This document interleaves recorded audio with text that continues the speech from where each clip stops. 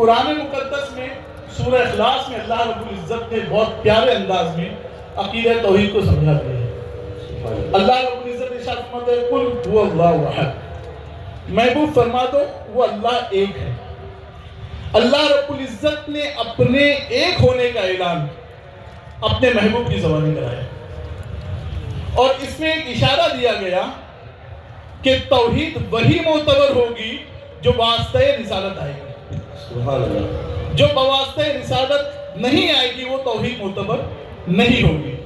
اب میں آپ کو دو واقعات بیان کرتا ہوں۔ الملفوظ میں سیدی اعلیٰ حضرت فرماتے ہیں کہ رسول اعظم صلی اللہ علیہ وسلم کی بارگاہ میں صحابہ کرام بیٹھے ہوئے تھے۔ ایک شخص آیا، صحابہ کرام پہ نظر ڈالی اور نماز پڑھنے چلا گیا، اور جا کے نیت باندھی نماز پڑھنے لگی۔ رسول اعظم صلی اللہ علیہ وسلم نے فرمایا کون ہے جو اسے قتل کرے گا؟ جا کر اللہ اکبر۔ حضرت ابو بکر صدیق کھڑے ہوئے، کہا یا رسول اللہ میں یہ کام انجام دوں۔ تو دیکھا خشوع و خضوع سے بھی نماز۔ سرکار نے پھر فرمایا کون ہے جو یہ کام انجام دے گا؟ حضرت علی کھڑے ہوئے، کہا یا رسول اللہ مجھے اجازت دیجئے میں جاتا ہوں، یہ کرو گے اگر تم اسے پالو تو۔ حضرت علی جب گئے تو نماز پڑھ کے جا چکا تھا۔ اب آپ مجھے بتائیں وہ نماز پڑھ رہا ہے، اس کے باوجود رسول اعظم صلی اللہ علیہ وسلم کہہ رہے کون اسے قتل کرے گا؟ اللہ اکبر۔ تو اعلیٰ حضرت امام عشق محبت فرماتے ہیں کہ اس نے جب مجلس رسول پر نگاہ ڈالی تو اس کے دل میں خیال پیدا ہوا کہ مجھ جیسا اس میں کوئی نہیں ہے۔ اس نے توہین انبیاء کا ارتکاب کیا، اس سے رسول اعظم صلی اللہ علیہ وسلم سے قتل ہوا۔ اللہ، یہ آج مر جاتا، یعنی جو نبی کا گستاخ ہو، نمازی بھی ہو تب بھی واجب ہے۔ کتنا ہی بڑا نمازی ہو، کتنی زیادہ قرآن کی تلاوت کرے، تہجد گزار ہو، تب بھی اس کا کوئی اعتبار نہیں ہوگا۔ اب آپ دوسری طرف بالکل احترام نہیں کرنا۔ اب آپ دوسری طرف دیکھو، سیدنا صدیق اکبر نماز پڑھا رہے ہیں، سرکار صلی اللہ علیہ وسلم قبلے میں اصلاح کے لیے گئے تھے، نماز کا وقت ہو گیا، سیدنا صدیق اکبر نماز کے لیے کھڑے ہو گئے، اللہ کی عبادت کر رہے ہیں، توحید پر عمل کر رہے ہیں، عقیدہ توحید پر۔ اثناء نماز اللہ تشریف لائے۔ اب آپ جانتے ہیں کہ نماز میں یہاں وہاں نہیں دیکھ سکتے، نماز میں نہ آگے جا سکتے نہ پیچھے جا سکتے، اللہ کی عبادت کر رہے، اللہ کے حضور حاضر ہے۔ لیکن سیدنا صدیق اکبر نے جیسے ہی دیکھا سرکار آ رہے تو نماز میں پیچھے ہونے لگے۔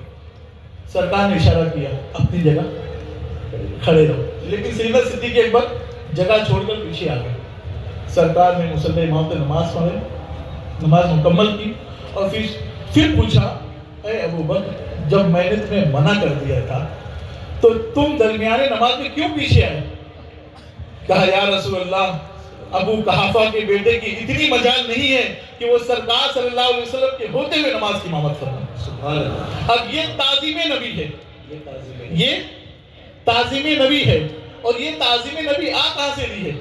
تو قرآن میں دیکھیے اللہ رب العزت ارشاد فرماتا ہے لِتُؤْمِنُوا بِاللَّهِ وَرَسُولِهِ، اے لوگوں تاکہ تم اللہ اس کے رسول پر ایمان لاؤ، وَتُعَزِّرُوهُ وَتُوَقِّرُوهُ، اور رسول اعظم صلی اللہ علیہ وسلم کی تعظیم بیان کرو، وَتُسَبِّحُوهُ بُكْرَةً وَأَصِيلًا، اور صبح و شام اللہ کی پاکی بیان کرو۔ اللہ اپنی پاکی سے پہلے جو ہے رسول اعظم صلی اللہ علیہ وسلم کی تعظیم کو بیان فرما رہا ہے، یعنی اللہ کی تسبیح اسی وقت معتبر ہوگی جب سرکار صلی اللہ علیہ وسلم کی تعظیم ہوتے ہوئے ہوگی، اور اگر سرکار صلی اللہ علیہ وسلم کی تعظیم کو چھوڑ کر اللہ کی تسبیح بیان کی جائے گی، اللہ کو اس تسبیح سے کوئی مدد نہیں کرے۔ سرکار کو کہے کہ سرکار بڑے بھائی جیسے ہیں۔ تو عقیدہ توحید حضور یہ ہوا کہ اللہ تبارک و تعالیٰ کو اس کی ذات اور صفات کے ساتھ یکتا اور کرنا۔ سبحان اللہ۔ اب میں